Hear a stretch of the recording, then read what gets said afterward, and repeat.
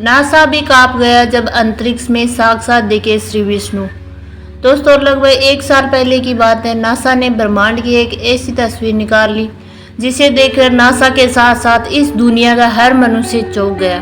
अब सवाल ये उठता है कि आखिर उस तस्वीर की सच्चाई क्या थी और किस तरह से वे वेद पुराणों से जुड़ा हुआ है। सबसे पहले आपको भगवान श्री कृष्ण और भगवान विष्णु के बारे में ये बातें जान लेनी चाहिए जो कि आपके लिए जानना बहुत जरूरी है, जिसे आप में से बहुत कम लोग ही जानते हैं। साथ ही उन बातों का जुड़ाव नासा को मिली उस चौंकाने वाली तस्वीर से भी है। भगवान श्री कृष्ण ने गीता में एक वाक्य कहा है कि दुनिया के हर जीव में मैं हूँ, कण कण में मेरा ही वास है, जीवों की आत्मा में मैं हूँ, कल भी मैं था, आज भी मैं हूँ और कल भी मैं ही रहूँगा।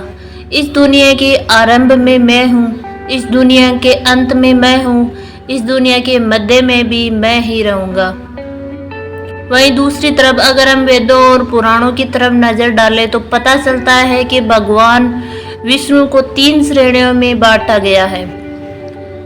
पहले है महाविष्णु, मतलब वह पर ब्रह्म जिन्होंने संसार का बीज बोया और इस दुनिया में जो कुछ भी मौजूद है वह सब सिर्फ इन्हीं की वजह से है। आपकी आत्मा को यहाँ तक कि आपकी बुद्धि भी सब कुछ महाविष्णु की ही देन मानी जाती है। दूसरे है क्षीरोदक्षायनी विष्णु। जब हम बात करते हैं कि हर जगह भगवान है, हवा में, मनुष्य में, धरती में, कण कण में, अर्थात छोटी सी छोटी चीज में भी भगवान है, तो वह बात की जाती है क्षीरोदक्षाय विष्णु। तीसरे और अंतिम है गर्भोदक्षाय विष्णु, जिनके लिए कहा जाता है कि इन्हीं के नाभि कमल से भगवान ब्रह्मा की उत्पत्ति हुई थी और फिर सारी सृष्टि की रचना की बात खुद भगवान विष्णु ने ही उसी संभालने का कार्यभार उठा लिया था। ऐसे में आपको भी बहुत धार्मिक क्षीरोदक्षाय विष्णु की तस्वीर देखने को मिल जाती होगी, जो कि कोई काल्पनिक तस्वीर नहीं है बल्कि वेद पुराणों को समझकर बनाई गई तस्वीर है। इसे ध्यान से देखिए और अब नासा द्वारा निकाली गई तस्वीर को भी देखिए, जिसे नासा ने मिस्टिक माउंटेन का नाम दिया है। अगर आप इस फोटो को ध्यान से देखें तो इसकी तुलना क्षीरोदक्षाय विष्णु की तस्वीर से करें, जो कि काल्पनिक नहीं है, तो आप जान पाएंगे कि नासा की तस्वीर बहुत हद तक भगवान विष्णु के इस रूप से मिलती जुलती है। इतना ही नहीं, इसके बाद फिर से 2 महीने बाद नासा के टेलीस्कोप द्वारा एक दूसरी तस्वीर खींची गई, जिसे हैंड ऑफ गॉड का नाम दिया गया। इसे भी ध्यान से देखने पर आपको लगेगा कि भगवान का हाथ आपके सामने है। जब यह वाली तस्वीर नासा द्वारा लोगों के बीच आई, चौंकाने लगे। दोनों ही फोटो को भगवान से जोड़ते हुए बड़ी तेजी से सोशल मीडिया पर वायरल करने लगे। धीरे धीरे इन दोनों तस्वीरों ने पूरी दुनिया में ही तहलका मचा दिया। कुछ लोगों ने हाथ वाली तस्वीर के लिए यह भी कहा कि यह तस्वीर ब्रह्मांड के अंतिम छोटी सी निकलती हुई दिखाई दे रही है और अंगुलियों के ऊपर सुदर्शन चक्र है। इसका मतलब ये है कि आप माने या ना माने, इस दुनिया में हर चीज, यहाँ तक कि पूरी की पूरी दुनिया भगवान विष्णु के अंदर ही विद्यमान है।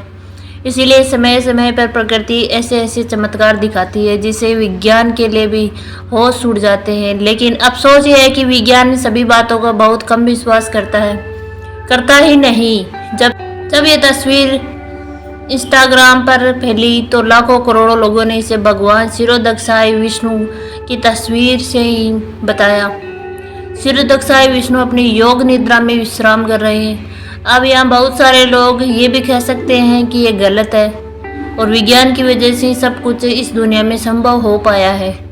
विज्ञान ने भी इस दुनिया को उत्पन्न किया है। दोस्तों, आपके आसपास भी ऐसे विचारों वाले व्यक्ति अवश्य होंगे और विज्ञान भी इसे ही साबित करने के लिए बिग बैंग की थ्योरी सामने रख देता है, जिसके मुताबिक इस ब्रह्मांड की उत्पत्ति एक बड़े से गोले के विस्फोट से हुई है।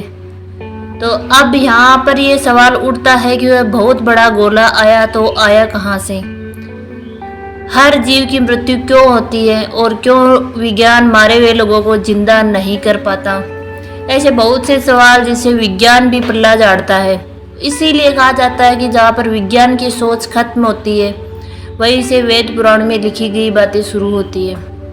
फिर ऐसी बहुत सी चीज़ें जिन्हें विज्ञान अब समझ पाया है, लेकिन वेद पुराणों में वे सभी कब से समाप्त हो चुके हैं। पौराणिक काल की बात करें तो उस समय दुनिया इतनी उन्नत थी कि अपनी ही शक्तियों की मदद से ईश्वर को देखा जा सकता था और समझा भी जा सकता था, जिसे विज्ञान के लिए सोचना संभव नहीं है। यहाँ तक कि पहुँचने के लिए इस बात से दूर है।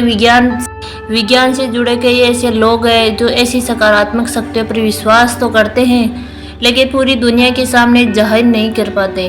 दोस्तों, इसके बारे में आपके क्या विचार हैं? कमेंट बॉक्स में ज़रूर बताएं और कमेंट में जय श्री विष्णु अवश्य लिख दें।